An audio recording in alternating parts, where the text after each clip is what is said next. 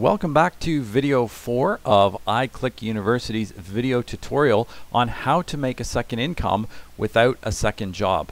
Now, as we discussed in video number 3, generally people take more time to plan their vacation than they do to plan their life, and it's a sad fact, but it's true.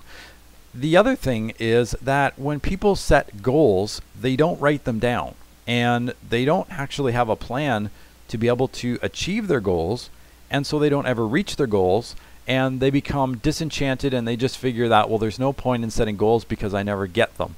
I never get to the end. I never achieve what I'm looking for. So what we're going to do today is we're going to outline a system so that you can actively achieve the goals that you set. And the system that we're going to use is called SMART goal setting. Now, SMART is an acronym for specific, measurable, actionable, realistic, and timed. So let's take a quick look at a bit more detail of what we're looking at when we're talking about SMART goal setting.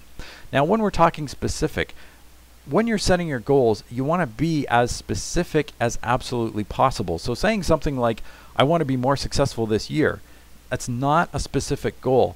Success can mean a lot of different things to a lot of different people. It could mean making $10,000 a month, or it could be making $100,000 a month, or it could be learning to fly a helicopter. So it needs to be specific. It also needs to be measurable. So you need basically to set a benchmark on how are you going to know when you've reached your goal. So if you want to start making, let's say, $10,000 a month by the end of the year, your goal would be to make $10,000 a month by the end of the year, or whatever year it is that you want to reach that goal, and you write that down. Now, the next point is actionable. And to achieve your goals, you have to be in control of your actions. So let's take an example. If you have a goal of making $10,000 a month by the end of the year by contacting 10 new joint venture prospects every single day, well, that's an actionable goal, and you can control the actions that you're going to take to reach that goal. If you have a goal of winning the lottery, that's not an actionable goal because you have no control over the numbers that are being drawn on the lottery. The next point is to be realistic. Now, there's a couple of different ways of thinking of it. It's really great to shoot for the moon, but realistically, if you don't have a spaceship, you're pretty much setting yourself up for a very, very difficult journey. So when you're going to be setting up your goals, keep them lofty, but you want to keep them realistic and achievable.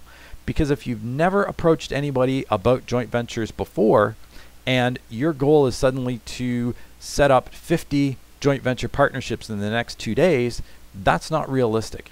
Whereas if you're going to set a goal of, say, 5 new joint venture partnerships by the end of the week, that is realistic.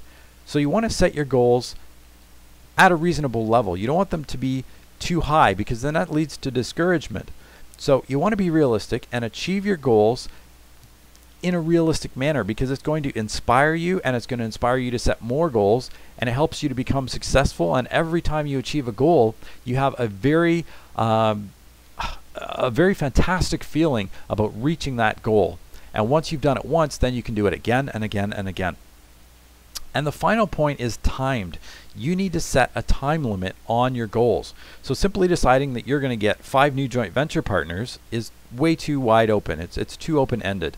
So when you say you're going to get 5 new joint venture partners by the end of the week, that puts your goal into perspective. So let's look at an example of a SMART goal. If we said to develop a joint venture partnership with 5 new prospects by the end of the week, that would be a realistic goal. It would be a complete SMART goal. All right, now the second part of setting goals is basically your schedule. So when you're setting your goals, you want to be working on short, medium, and long-term goals all at the same time. And your short-term goals can be anything that you can achieve in about the next 60 to 90 days. Your medium goals, you'll be looking more between 6 months to a year. And your long-term goals is anything that you can achieve in about 2 to 5 years. So the best way to do it is work all of them at the same time. So to achieve your goals, you're going to be working on your short, medium, and long-term goals all at the same time, because it's kind of fruitless to wait for 6 months before you start working on your medium-term goals.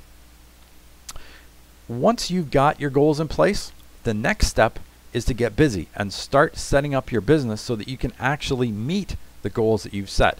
And that's what we're going to do in the next video. Is we're going to take a look at setting up your business.